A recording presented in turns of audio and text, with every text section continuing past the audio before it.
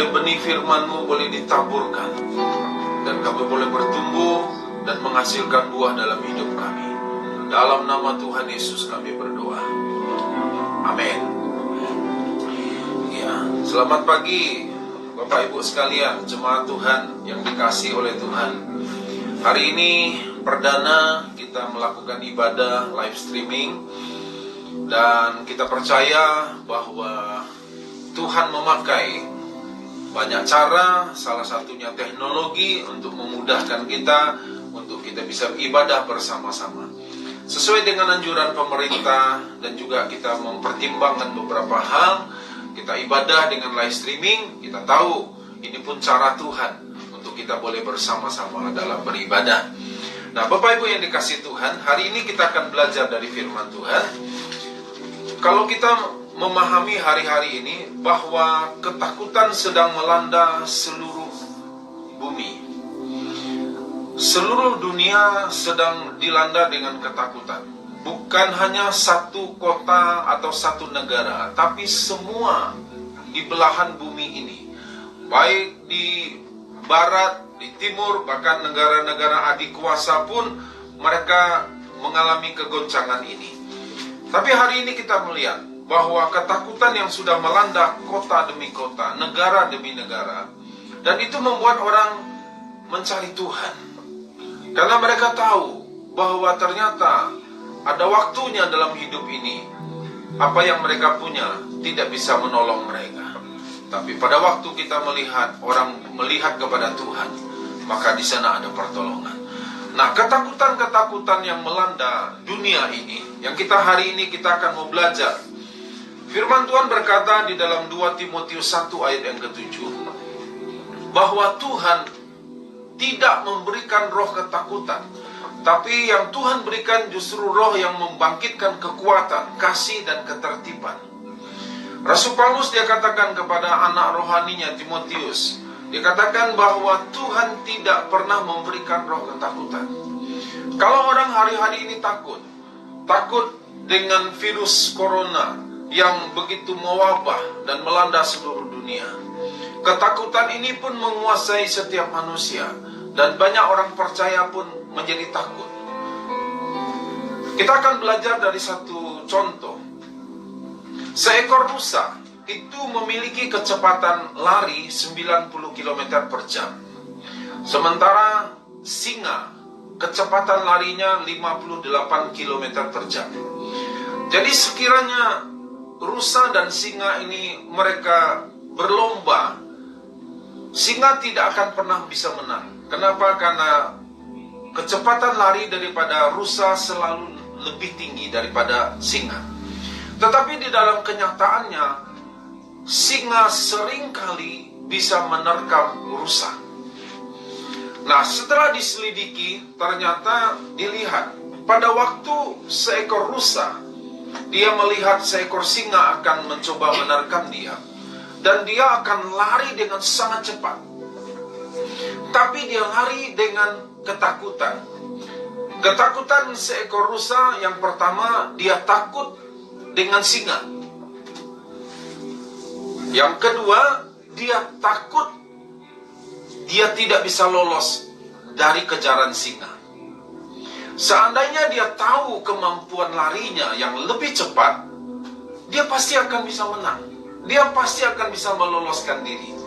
Tapi kenyataannya, sementara dia lari dalam ketakutan itu, ketakutan yang menguasai dirinya membuat dia seringkali menoleh ke belakang untuk melihat singa.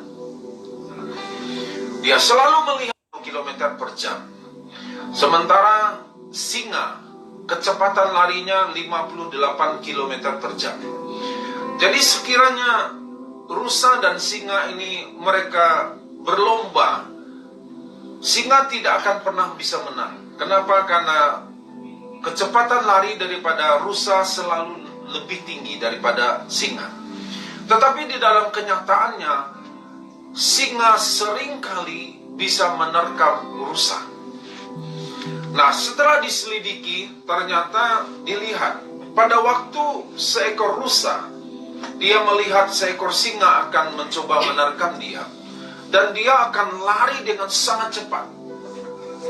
tapi dia lari dengan ketakutan. Ketakutan seekor rusa yang pertama, dia takut dengan singa.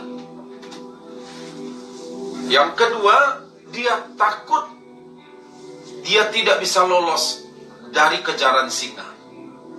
Seandainya dia tahu kemampuan larinya yang lebih cepat, dia pasti akan bisa menang. Dia pasti akan bisa meloloskan diri.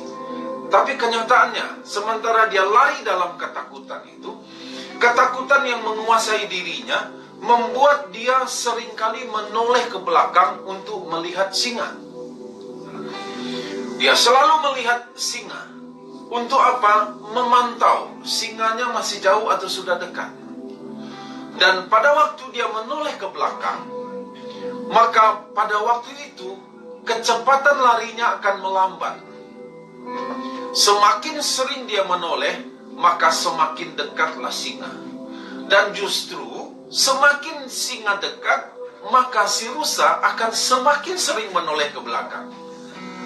Dan sehingga suatu waktu singa dengan satu lompatan dia berhasil menerkam rusa. Dan rusa mati.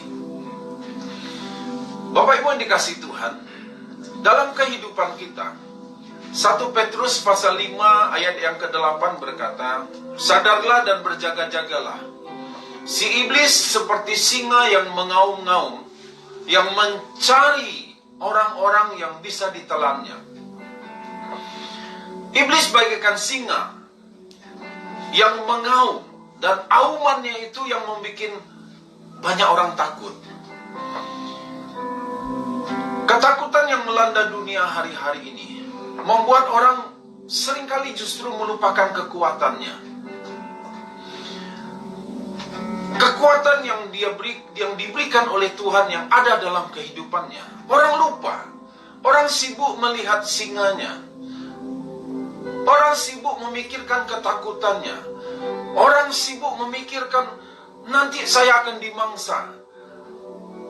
Dan sehingga akhirnya orang ketakutan. Dan secara alamiah, seorang yang ketakutan, maka dia akan mencoba mencari orang lain. Dan kemudian dia mencoba menyebarkan ketakutannya.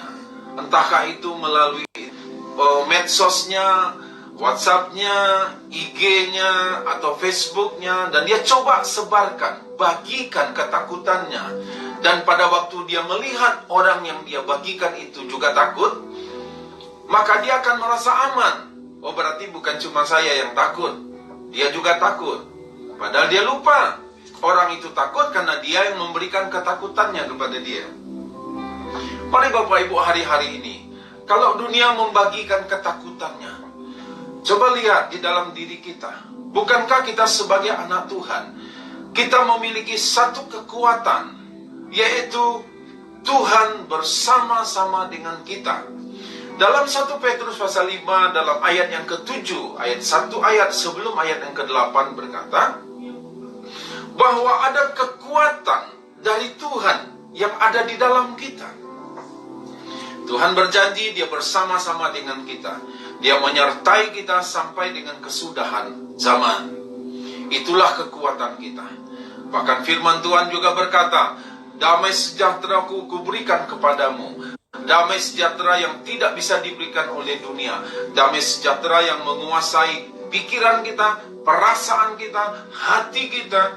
Dan damai sejahtera inilah kekuatan kita yang akan mengatasi segala ketakutan yang coba diberikan oleh si iblis, singa itu. Dia mengaum-ngaum, memberikan rasa takut itu kepada orang. Sebagai anak Tuhan, jangan takut, jangan khawatir, karena Tuhan menyertai kita. Dia bersama-sama dengan kita. Satu kali Ayub berkata di dalam Ayub pasal 3 ayat yang ke-25, apa yang aku khawatirkan, apa yang aku takutkan, itu yang menimpa aku. Dan apa yang kucemaskan, itu yang mendatangi aku. Kita tahu pada waktu Ayub, dia seorang yang saleh, dia jujur, dia takut akan Tuhan, dia seorang yang kaya raya, dia seorang yang terkaya di waktu itu di daerahnya. Pada waktu dia kaya, dia takut miskin. Pada waktu tubuhnya sehat, dia takut kalau dia sakit. Tapi akhirnya Tuhan izinkan peristiwa yang dia takutkan, yang dia cemaskan, yang dia khawatirkan, itu yang menimpa dia. Dan dari situlah dia belajar. Sampai setelah semua peristiwa itu terjadi, anaknya 10 orang mati dalam waktu yang bersamaan. Dia memiliki tubuh yang sehat, tiba-tiba dia mengalami satu penyakit yang tidak pernah dia duga-duga sebelumnya. Dia punya istri, bahkan mengajak dia untuk meninggalkan Tuhan. Dia punya sahabat, mencela dia, menghakimi dia, menuduh dia untuk melakukan sesuatu yang tidak benar. Dan dia kehilangan segala-galanya. Tapi di akhir daripada pasal kitab Ayub, pasal 42, dia berkata, setelah semua ini terjadi, dulu aku hanya dengar dari kata orang saja tentang Engkau ya Tuhan. Tapi lewat peristiwa yang aku alami, aku mengenal Dia. Biarlah Bapak Ibu yang dikasihi Tuhan, jangan fokus kepada wabah virus corona hari ini, tapi fokuslah kepada Tuhan. Apa yang Tuhan sedang kerjakan hari-hari ini? Apa yang Tuhan sedang perbuat hari-hari ini? Sebagai anak Tuhan, mari kitalah yang menjadi contoh, kitalah yang menjadi teladan bagi orang-orang sekitar kita. Di mana ada ketakutan, di situ kita memberikan damai sejahtera, kekuatan supaya orang yang takut hilang takutnya. Di mana ada orang yang cemas, jangan tambah kecemasan mereka, tapi berikan kekuatan kepada dia supaya dia memiliki kemampuan mengatasi kecemasan itu. Dan hari ini kita percaya bahwa Tuhan mengasihi kita semua. Dia memberkati seluruh kehidupan kita. Dan Allah berjanji Dia tidak pernah tinggalkan kita, senantiasa ada bersama-sama dengan kita. Hari-hari ini Bapak Ibu, apa yang Bapak Ibu khawatirkan, apa yang Bapak Ibu cemaskan, dan apa yang Bapak Ibu takutkan, bukankah Dia sudah menanggungnya di kayu salib? Dia sudah berkata di kayu salib, tetelestai, selesai, genap sudah. Dan biarlah hari ini kita boleh dikuatkan bersama-sama. Jangan takut, karena Tuhan bersama-sama dengan kita semua. Amin. Tuhan memberkati kita semua. Mari kita akan menyanyikan satu pujian yang akan memberikan kekuatan kepada kita semua. Tiada pernah ku ragukan kasih setiamu ya Tuhan. Setiap waktu dalam hidupku tak pernah kau tinggalkan.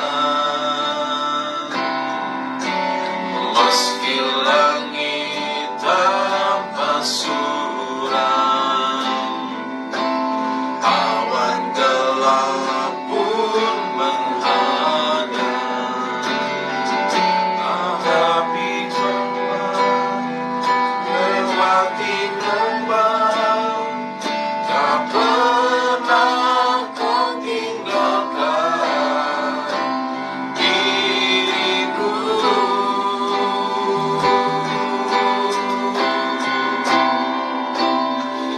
Walau seribu rebah di sisiku, kau tetaplah Allah penolongku. Walau 10.000 rebah di kananku, takkan ku goyah, sebab Yesus sertaku. Ibu Gembala akan menyampaikan sesuatu, menyapa Bapak Ibu sekalian. Shalom jemaat Tuhan. Mazmur 91 ayat 7 menjadi pegangan kita hari-hari terakhir ini. Walau 1000 rebah di sisimu, namun 10.000 sisi kananmu, tapi itu tidak akan menimpa engkau. Percaya jemaat Tuhan bahwa perlindungan Tuhan yang luar biasa terhadap kehidupan kita. Percaya dengan iman bahwa Tuhan senantiasa melindungi kita. Namun kita tetap harus secara bijaksana menyikapi situasi yang ada. Mari kita hidup yang bersih, hidup yang sehat, cuci tangan yang teratur, yang sering, makan makanan bergizi, dan istirahat yang cukup. Mari kita lakukan bagian kita yang terbaik, Bapak Ibu. Selebihnya, biarlah itu menjadi bagiannya Tuhan. Kita menyikapi dengan bijaksana, kita lakukan yang terbaik, yang menjadi bagian kita. Dan kita percaya, Tuhan akan lakukan yang terbaik, yang menjadi bagian Tuhan, yang Tuhan akan lakukan yang terbaik untuk kita. Karena Dia, Tuhan kita, yang berdaulat untuk semuanya, untuk segala sesuatu di dalam kehidupan kita. Tuhan Yesus memberkati Bapak Ibu semua. We love you. 1000 rebah di sisiku, Kau tetaplah Allah penolongku. Walau 1000